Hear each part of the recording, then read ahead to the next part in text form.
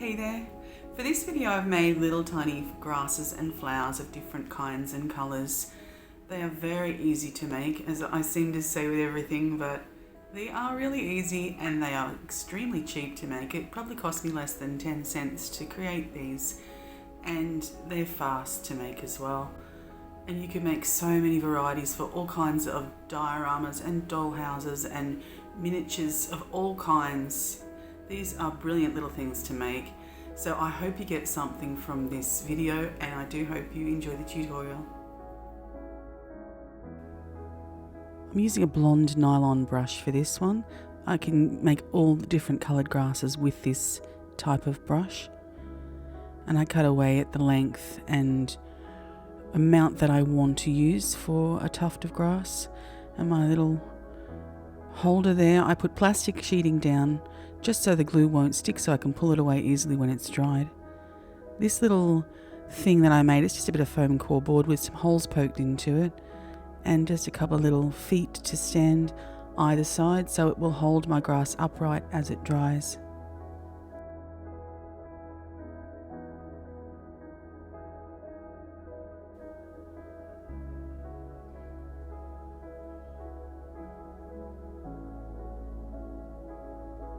I'm using really thick glue for this. This glue dries almost like a hard plastic, which is really good.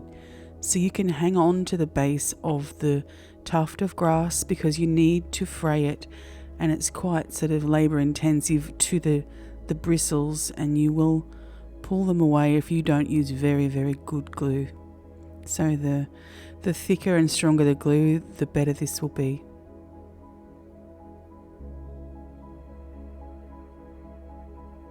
You can put a little band around these if you feel the need to do it. It's a little bit fiddly when you first try these, but you get used to it after a while.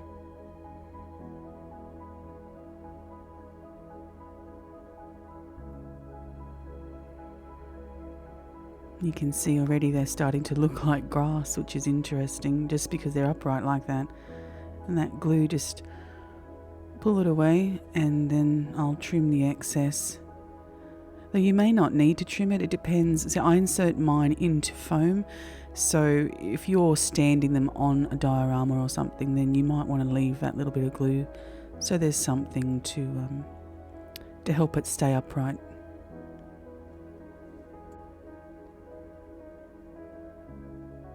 You make them longer than you need because when you start fraying them, you're going to lose length. So always make them, a little longer than you want. You can see there the one that's been frayed, it's lost a bit at the top. Also make them a little wider or bigger than you would need because you will lose some. Normally I would do this against the edge of a desk.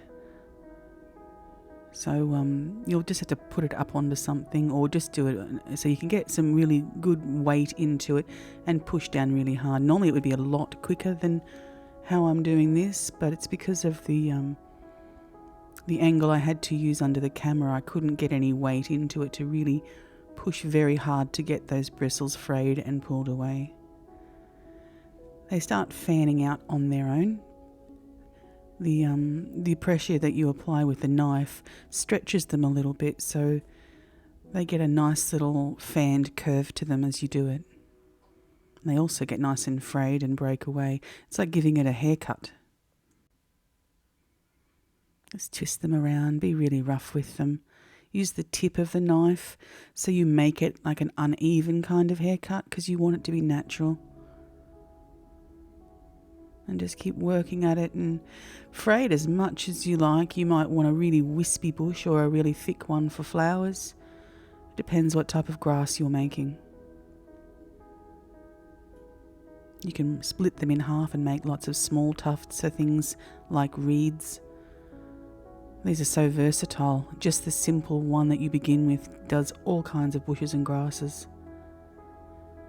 Also that shine that it has on it, you'll lose that once you fray it, which is excellent. You can see how much shorter it would be once I've inserted it into the ground.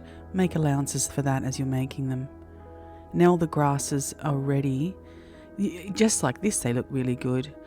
Little reeds. I've put a little bit of green paint on those. I lost that little tiny one outside when I wanted to take a photograph. I couldn't find it. But they look really, really good. Ready to paint. I'm just using 2 kinds of yellow and a green, and I just unevenly do this because I want natural looking greens and yellows. I just smear on my fingers because I'm basically dry brushing onto the grass. I don't want much paint, I just want to lightly stain it. And that's the beauty of using these blonde bristles, because they're already natural looking and you can see it coming through and they're easy to paint. It works really, really well. I don't know how a horsehair brush would go with this, but it'd be interesting to try it.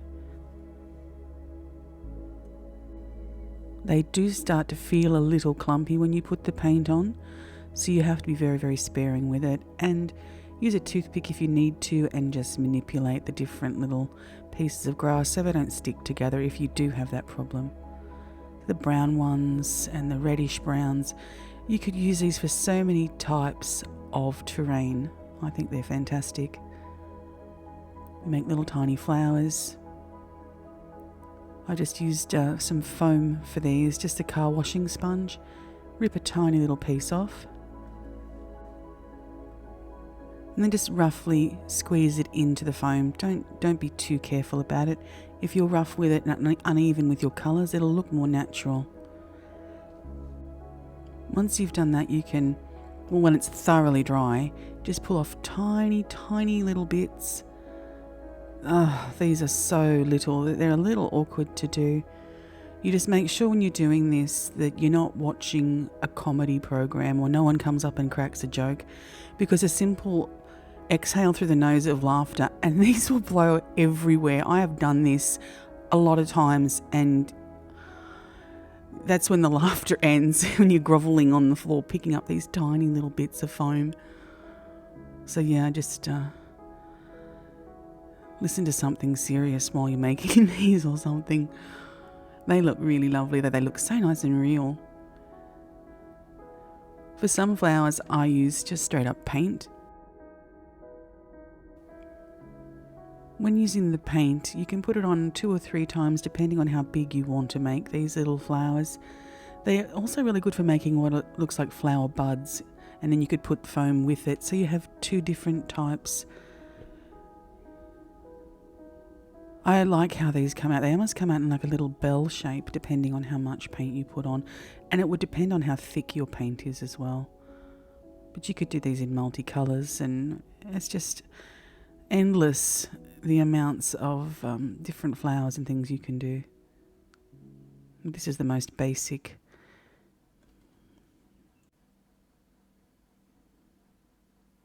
They look quite natural.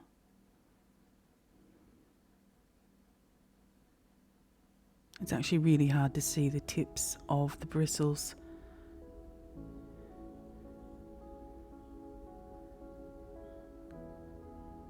That looks good. That green is really nice and natural as well.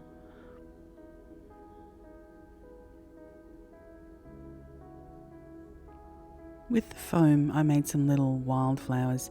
I made sure that the paint was uneven. You can see the variations in colour there.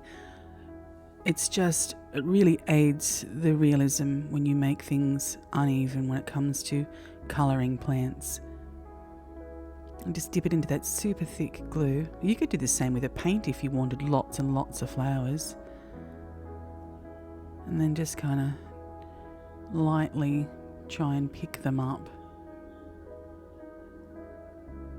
I would suggest you don't have too many of the little bits of foam, or you might pick up clumps and it could get fiddly at that point. But I'm sure everyone will work out their own methods of doing this.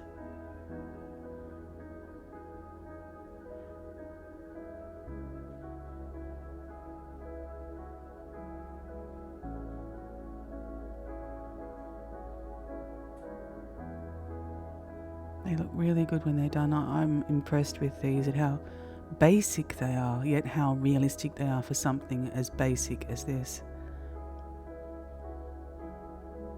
Really nice. They look great when they're dry and that white is gone.